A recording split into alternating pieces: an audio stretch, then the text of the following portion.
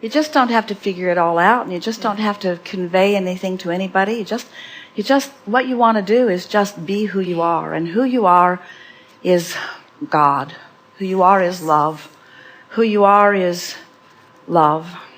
Who you are is value. Who you are is capable of anything you desire. Who you are is the center of the universe. Who you are is the hub, not the spoke. Who you are is the source out here on the leading edge. Who you are is an extension of source energy who gets to sift through the details for the pleasure and delight of doing it. Who you are is the extension of source who feels only appreciation for wherever you are. Who you are is an extension of consciousness that does not seek to prove value and worthiness to anyone, who just bees. That's who you are. Who you are is an expression of consciousness who can take it into any pleasing place, but not because you're supposed to, but because you want to, you see. We think that being in an environment like this, where there are so many things that are just done for you, in other words, isn't it nice? Don't make your bed for a little while. In fact, if you really want to have fun, tell your cabin steward not to make it either. If you really want to have fun, tell your cabin steward to only do what he wants to do. If he says, "What can I do for you?" say to him, "Do only what you want to do." Say to him, "That is what I'm practicing on this cruise, and I wish that for you as well. Do only what you want to do." And if you say that to a brilliant chef, he will prepare food for you that will knock you out. If you tell that to anyone who is in a creative mode, if you say, "Do only what you want to do," the beauty and the brilliance that they will present to you will please you in any possible way. In other words, if you could start the trend by teaching through the clarity of your example that you do what you want to do. Yes, I want to feed my children and I want to be an example of well-being to my children, but I do nothing from commitment anymore. I do only what I want to do.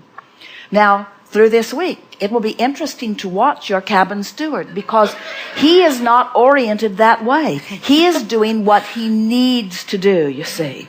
But as you say to him again and again, "I want you to do what you want to do," what you will begin to notice is he will not necessarily do less, but he will feel better in the doing of it, you see. You are, even though you are the passengers and the guests on this ship, you're really not so different from the hard-working crew who is on this ship, because you are bound with all of these shoulds and shouldn'ts, what I need to do, what I should do, what I'm responsible to do, you see. And so it can be a very fun juxtaposition of passengers and crew, as you let them know that you really mean it, that you wish for them to do only what they want to do. And many of them will begin to convey to you that they are doing what they want to do, that pleasing you is what they are wanting to do. But it's a different thing when you are soliciting from people what they want to do rather than demanding from people what they have to do. It's an entirely different world that shows itself to you. Yes. You see what we were getting at?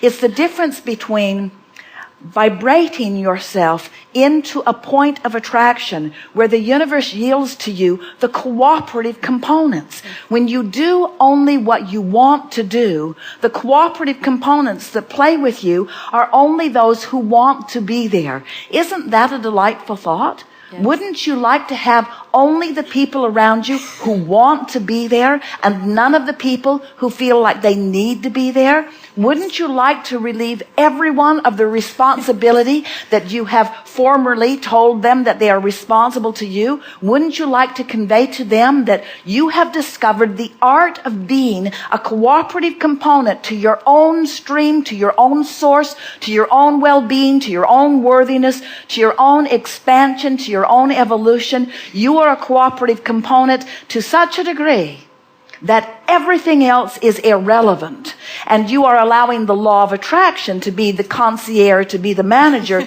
that brings to you other cooperative components. And under those conditions, only those who want to be there will be there. That is the recipe for the perfect world, you see. It's not demanding that others do only what they want to do. It is being so clear that you are doing what you want to do, and it is your desire that others do what they want to do, that you have around you always this nucleus of those who are doing what they want to do. It is the formula for living happily ever after. Not one of you came into this physical body because someone said you should. You should have seen the stampede of those like you who want to be here in this physical experience. And we have in our rampage that you have inspired deconstructed thought enough that you are feeling it, some of you, more closely than you have felt it since that stampede into your physical body to begin with. So, why am I here? For fun and interest and expansion. Is there something I need to do? Not one thing. Are there things I want to do? Lots of them.